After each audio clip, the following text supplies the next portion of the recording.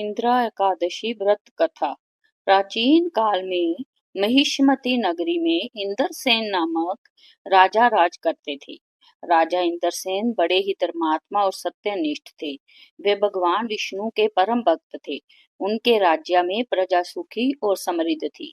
एक दिन राजा इंद्रसेन अपने दरबार में बैठे हुए थे, तभी देव ऋषि नारद वहां पहुंचे। राजा ने उन्हें प्रणाम कर आदर पूर्वक उनका स्वागत किया और उनका हालचाल पूछा।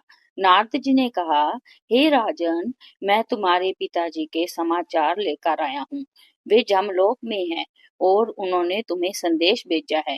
तुम्हारे पिताजी ने इंदिरा एकादशी व्रत न करने के कारण इस अवस्था को प्राप्त किया है। इस व्रत के प्रभाव से ही वे मोक्ष प्राप्त कर सकते हैं। यह सुनकर राजा इंद्रसेन चिंतित हो गए और नारद जी से व्रत का विधान जानना चाहा। नारद जी ने बताया कि भाद्रपद मास के कृष्ण पक्ष में आने वाली एकादशी को इंदिरा एकादशी कहते हैं। इस दिन व्रत करने से पितरों को मोक्ष मिलता है और व्यक्ति स्वयं भी पापों से मुक्त हो जाता है। नारद जी ने राजा को विधि पूर्वक व्रत करने का निर्देश दिया। राजा इंद्रसेन ने नारद जी के बताए अनुसार इंदिरा एकादशी का व्रत किया और भगवान विष्णु से प्रार्थना की। इस व्रत के प्रभाव से उनके पिताजी को मोक्ष की प्राप्ति हुई और वे विष्णु लोक चले गए।